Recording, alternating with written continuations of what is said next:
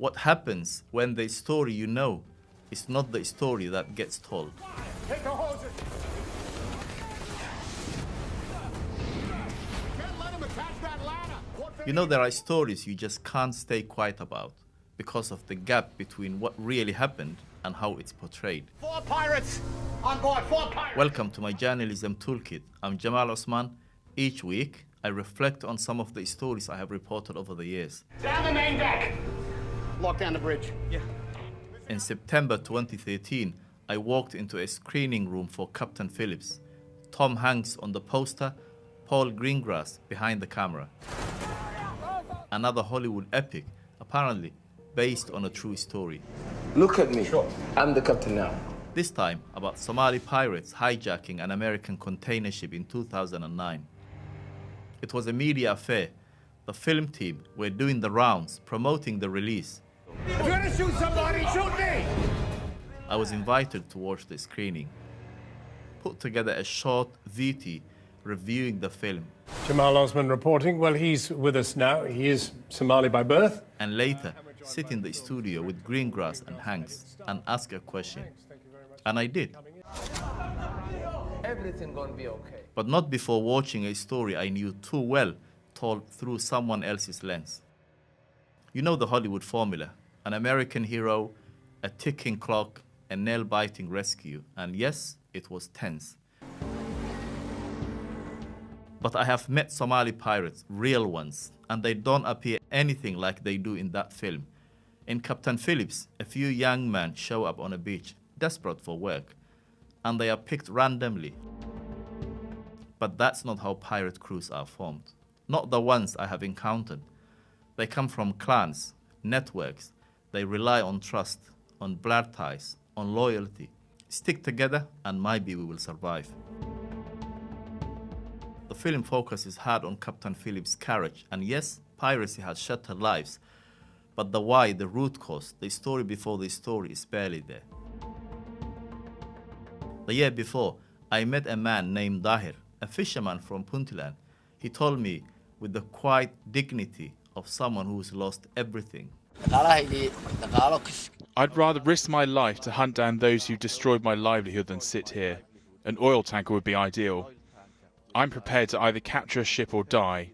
There's nothing else for me here.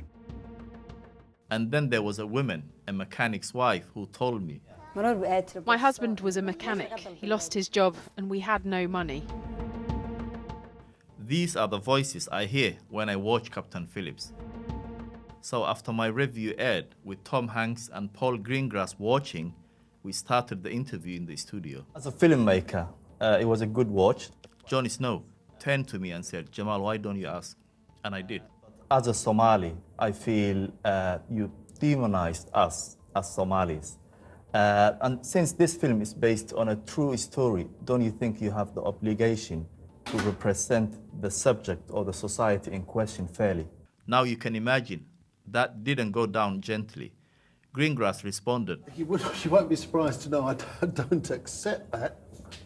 But more to the point, what is interesting is we had in this film, I would say probably about 30 or 40 Somalis who took part in it. He came back with the official narrative that piracy started with illegal fishing, sure, but quickly turned into a business. International networks, crime bosses, blood money. And maybe that's true, some of it, maybe even most of it. But does that mean we shouldn't tell the original story? The story of the fisherman who can't fish anymore? Johnny Snow pushed again.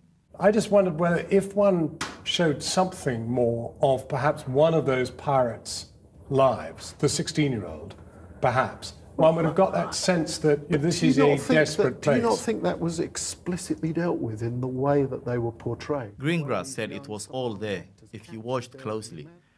Tom Hanks followed up, more reflective. The human details of this are absolutely fascinating, and sort of rather on topic, my conversations with the real Richard Phillips there were moments when they were laughing and joking on board the ship. They had conversations about, you Americans, you're no good, we Somalis, we're the best Navy, he had to learn how to tie knots. Tom was thoughtful, spoke about the nuance, the human details. And look, there are moments in the film, a line here, a look there, a flash of something real. a hunger, a desperation, a boy who says, let's just go home. But for every moment of nuance, there are 10 scenes of spectacle, firepower, helicopters, good guys, bad guys. Captain Phillips is a gripping thriller. The acting, the pacing, the tension, it's all there. But the full story of Somali piracy, where it began, what it's cost, who pays the price, that story still hasn't made it to the screen. Maybe one day it will. Maybe one day we will tell that story too. If you want to hear more stories like this, join me on Substack, my journalism toolkit. Thanks for watching. I'll see you next time.